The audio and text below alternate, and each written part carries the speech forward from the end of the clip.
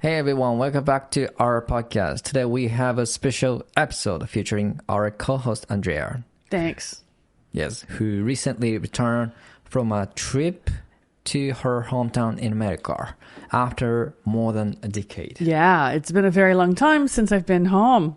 Yes. Hi everybody, this is Crosstalk FM. This is an English and Japanese bilingual freestyle podcast. In this podcast, we explore some cross-cultural themes and trends that we find interesting. My name is Andrea. Hi, I'm Tomoya. Okay, Andrea-san, could you share a quick summary of your recent trip to the U.S.? Okay, in one word, fun. I had fun. I'm glad to hear that. Thank you. And it was especially fun because before I went, I didn't really have a lot of time to plan a lot of things, and I didn't have time to do a lot of research for like hotels and like credit card stuff. So I was kind of panicking and I was very worried. But in the end, everything went smoothly and it was a very fun trip. Oh, good. Very stress-free. Stress-free. Yes, Okay. yes. So there's no problem. Yes. Okay. No, I should say no. No, there was no problem. But how did your family and friends react to seeing you after such a long time? I think everyone was very happy. We were all very happy to see each other. I was really in my hometown for just about 5 days, and I didn't tell anyone except my family that I was going. And so I didn't really see many of my friends. One of my friends from high school noticed that I was back in Kansas City, and she texted me and set up a very, very small, like a reunion, like a dosokai, but only 3 of us plus me, so 4 of us were there. Really, really small. Because people didn't know I was there. It was kind of a secret thing. Sudden spur of the moment trip. So I didn't really see many of my friends, to be honest. Yeah. And then my family, I met my sister and my father, and then my father's new family. I did not meet my cousins this time. The same reason. I didn't tell them I was going. Okay. Sounds like you had a lot of fun there. I did, yeah, I did. So, did you notice any significant changes in your hometown? Actually, I had been looking at a lot of social media pages from my hometown, which, by the way, is called Kansas City. Kansas City is interesting because it's actually 2 cities that have joined together. There's Kansas City on the Missouri side, which is Missouri State, and there's Kansas City, Kansas. It's 2 different city halls, 2 different cities, and they kind of have grown together. I grew up on the Missouri side, but all of my family now lives on the Kansas side. Everyone has moved to Kansas. So we didn't really go into the downtown area, but I had been following a lot on social media, and I think there are a lot of new things, like lots of new buildings. There's new highways. We have a lot of new sports arenas now. When I lived there, we didn't have a soccer team, but now we have a women's soccer team, and apparently we have the only women's soccer team in America. Wow. The stadium for women's soccer team. We have the only stadium that's only for the female soccer team in America. Okay. And they were playing while we were there. They had played their first game ever in their new stadium. So I saw the stadium, but we didn't go to the game. Yeah, it was very nice. There were a lot of new buildings, lots of nice new highways, and cool new stores and stuff. Very exciting. Yeah. Didn't you miss anything from Japan while you were in America? No. No. I love Japan. I love living here. But I have not been home, as you mentioned, for more than a decade. And I was determined to really enjoy being in America. And I honestly did not miss anything. I wasn't away for very long. We were only gone for about 10 days, 11 days. That's not really long enough to feel homesick for Japan. So. Okay. Yeah. The only thing I missed was my dog. Okay. Yeah. But because I couldn't explain to her where I was going. The people, like you and my family here, I could explain, and so you knew where I was going, and yes, it wasn't such a big deal. But like the dog, she doesn't understand. She couldn't understand why she was being left, why we weren't here. So Yeah. I missed my dog. Yeah. Maybe she missed you too. Probably. I hope so. Okay, guys. This is a kind of a special episode, so we're gonna make this episode break into the 2 episodes. Okay. This is the part 1. Okay. The part 2 will be uploaded next week. Next week. Okay. Okay. So this time we're gonna talk about jet lag and driving in the U.S. Okay. Sounds fun already, isn't it? Yeah. No. No and no. Okay, so Andrea, I think some of listeners may or may not know what the time difference between Japan and the Kansas City where you traveled to. Okay. Well, it's kind of confusing because, like, in Japan, there's only one time zone. Yes. It's just Japan Standard Time. It's called JST, Japan Standard Time. Whether you're in Okayama or Tokyo or Hokkaido or Okinawa or Shikoku, it's the same time. Yes. But America is such a big country. We have 6 time zones. 6. 6 is a lot. It's a lot. And so between Japan and my hometown, which is exactly in the center of America, it's a 16-hour difference right now. 16 hours. So it's quite a big difference. Yes, 16時間違いね. Okay. Yeah. But like if you go to New York or you go to on the East Coast, or if you go to, for example, like Los Angeles on the West Coast, it's, maybe a 13-hour difference, or, a 17 or 18-hour. It's different. Yeah, it's different. Okay. Well, it's each state. I mean, yeah, it's each zone. Each zone has a different time. Yeah. Okay. So it was confusing because at first we left Japan from Narita Airport, and we landed in California, which is on the West Coast. And I don't remember. I think it was like a 13-hour time difference or a 12-hour time difference. And then from there, we changed planes and went to my hometown, and it was another 4 hours difference. That's a quite trip. Yeah, it was a long trip. It was a very long trip. Yes. I have heard you drive in the U.S. I drove a little bit, yeah. A little bit? Yeah. Can you share, your driving experience? Sure. So, obviously in Japan, we drive on the left side of the road. And I'm used to driving in Japan. I've been driving here for very many years. Of course, I learned how to drive in America, so I should be used to driving on the right side of the road too. It takes about a day to kind of mentally adjust to driving on the opposite side of the road. And the major thing I kept getting wrong was when you're driving, the winker and the windshield wiper are also opposite. Oh, yes. So I wanted to turn on the winker to show I was turning, and I kept turning on the windshield wiper every time. And it was not raining, so it looked really stupid. Yeah. Yeah, it was fine, though. Like, after about a day, it was fine. I could go anywhere using Google Maps without too much trouble. Okay. There was only one time I went into the wrong lane. Oh, no. There were no cars coming, so we were safe. It happens every time I go home.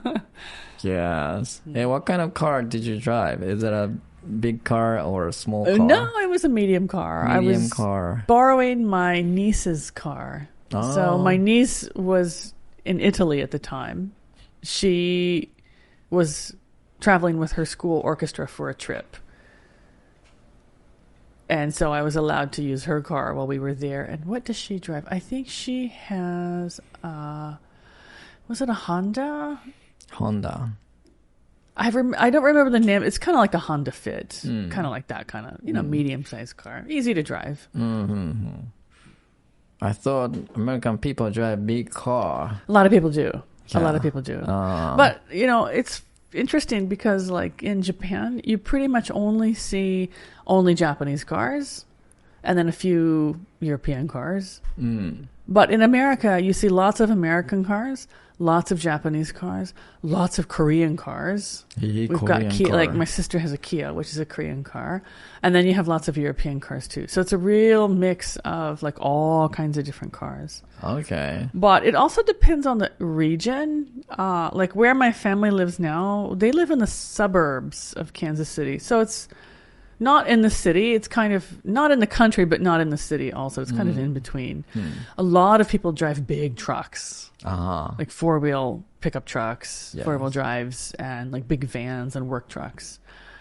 But then we went to San Francisco a few days later, and people there drive lots of Priuses. Lots of Priuses, lots of Teslas. We saw lots of Teslas in California. That's what I'm going to ask you. Yeah. But you've seen lots of Tesla cars. We saw lots of Teslas in California. Oh, that's such a advanced city in the world, isn't it? Well, California State, I think they are quite strict about environmental standards. And I think their state government probably gave like a subsidy or some kind of incentive for people to buy electric cars. So they were very cheap to buy for a while, I think. That's kind of interesting to know. And also, I think some of the listeners thought America is a dangerous place. I thought so too, to be honest, because you hear so much in the media now about the gun problem and like lots of violence and like tons of racism and riots and stuff. Didn't see anything. It was very, very safe. But I was really expecting for the society to be very racially striated and lots of, people screaming at each other and throwing things. But no, it's actually less racist than when I left. Oh, really? Yeah, I think it feels less racist. I saw a lot more like interracial couples when we were there. A lot of mixed racial families, and like all different races of people doing all different kinds of work. So I would say it's probably a little less racist than it was 20 years ago or 15 years ago. That's quite interesting. Probably it depends on the time zone and the places. Maybe. But like in general, we only went to 2 cities, but everyone's like no problem. Good. I guess media kind of exaggerate what really happening.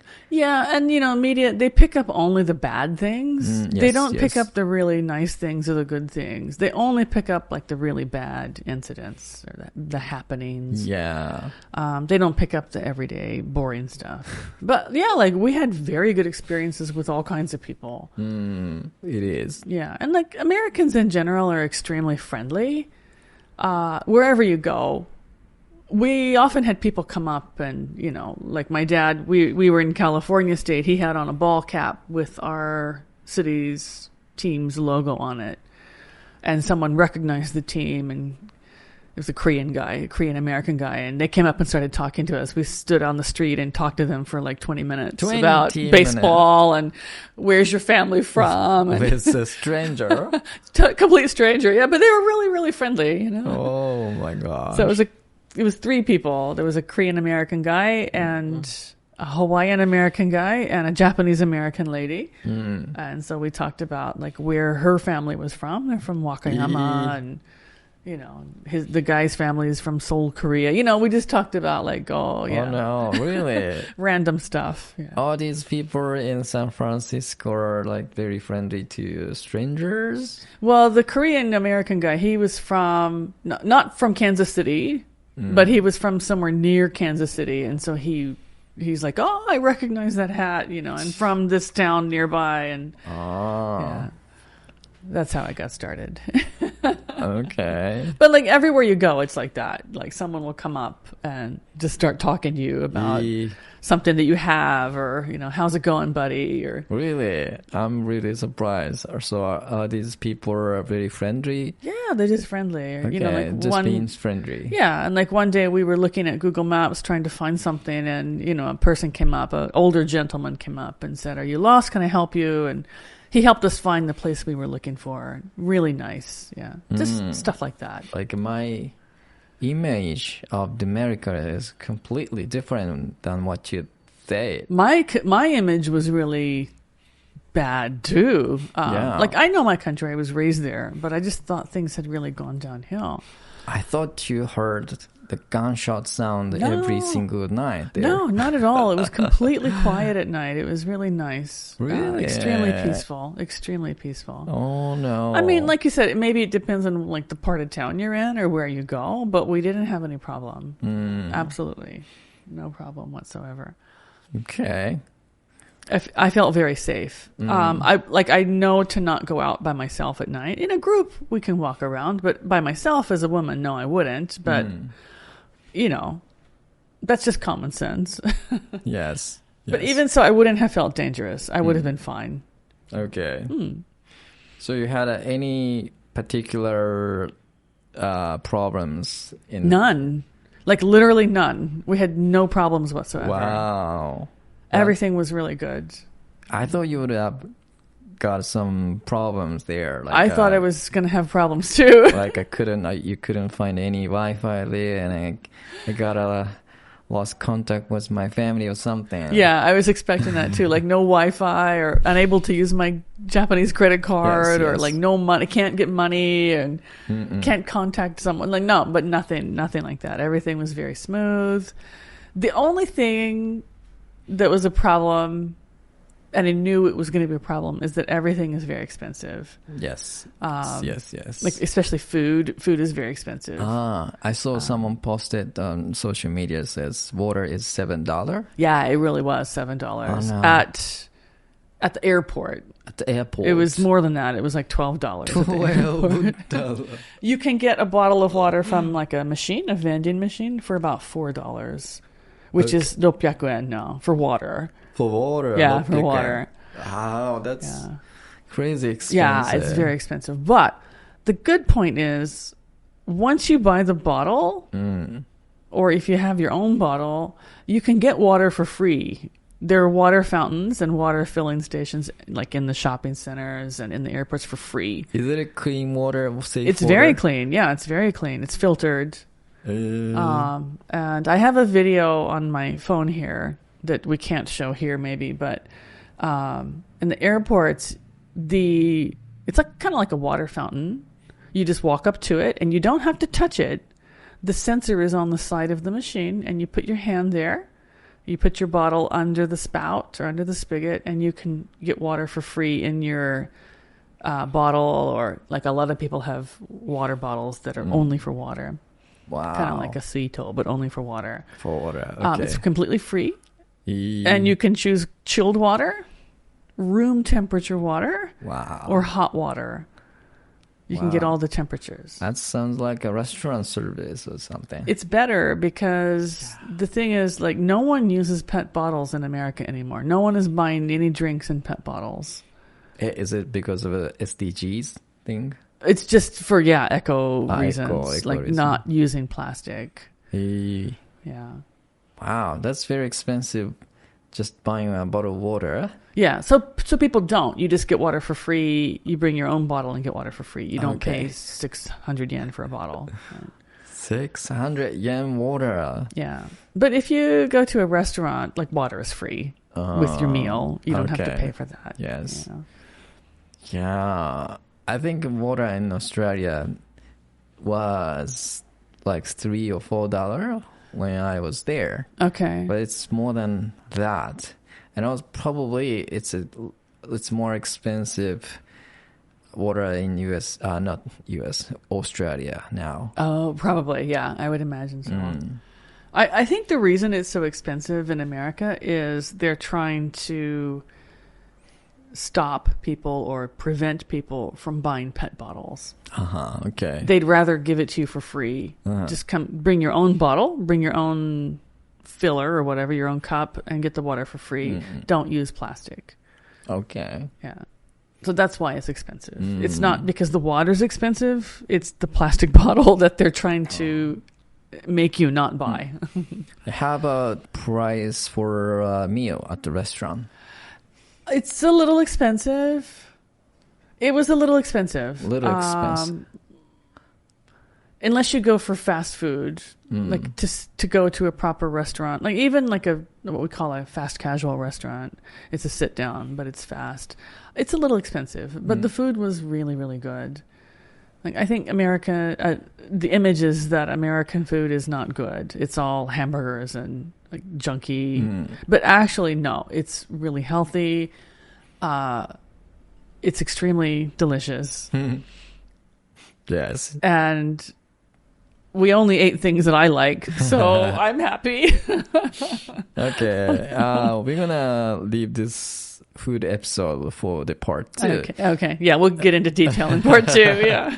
But yeah, like the food was expensive, honestly. Okay. But on the good side, you know, American portions are pretty large. So we'd go out to lunch with family. Yes. And we'd go out to dinner. And dinner would be so large, we'd usually like eat most of it and then take some home in a takeout box and then have that for breakfast. So we didn't have to buy breakfast, and even that, like I didn't even need breakfast most days. So I only had 2 meals a day. Okay, usually. so the price for meals are expensive, but you could eat like twice or something. Yeah, or just I was so full I could skip breakfast and be fine. Like I could just have a cup of tea or a coffee and then I'd be fine until lunch. Okay. Yeah, so it evens out. But yeah, like coming back to Japan, food is very cheap here, and it's easy to get things like good food at convenience stores. There really aren't any convenience stores in America that are like Japanese convenience stores where you can like walk in and buy fresh onigiri or fresh sandwiches or salads or fruit for you know a reasonable price. There's nothing like that in America. Okay. Wow. Sounds like you really had a great trip. Yeah, we did have a good trip. No regrets really, except like I'll be panicking when my credit card bill comes. Anything else you want to say about this topic? Just like about the jet lag. Like usually it's pretty bad when I go from Japan to America. Oh, yeah, yes. Because like we mentioned, it's like a 15, 16 hour time difference, depending on whether we have summertime or, you know, not. It wasn't too bad actually going over. We were just tired from traveling, but we didn't have like severe jet lag during the day. Usually it's okay coming back to Japan, because when I come back to Japan, then I start work right away and I get back into my regular rhythm pretty quickly. But actually I've been pretty sleepy this week. I'm okay, but I can fall asleep at night, but then I usually end up waking up during the night and then I can't sleep again. So I'm still dealing with jet lag now. Okay. Still bothering you a little bit, yeah. Okay, but jet lag affect you during your stay in the US? No, not really, because the first 5 or 6 days we were there, we were with family, and we were mostly just hanging out and talking. We weren't like doing heavy sightseeing or anything. Like we just kind of took it by ear, and it was a pretty slow week actually. Just kind of the main purpose was just to see family. Okay. So, you know, people and the kids in the family, they're all on spring holiday right now, so they wanted to sleep. Everyone was tired from school. They wanted to sleep late, and so we didn't get together most days until like around 11:30, 12 o'clock anyway. Okay. Yeah, it was fine. Yeah, I never had a jet lag since I only traveled to, you know, like Australia and some other similar places where only have a couple hours time difference. Yeah. So kind of envy you. Oh, why? No one wants to have jet lag. No. Of course not. Okay, we talk a lot about travel experience into the US. But you know what? There's still so much more to talk about. In part 2, we'll be diving into Andrea's favorite local cuisine. Yeah, that'll be interesting. Yes, trust me, you don't want to miss it. Okay, that's all for this episode, but don't forget to catch our next one. All right, this is Crosstalk signing off, bringing you English your way every week. Keep listening and keep shining. Bye. Bye.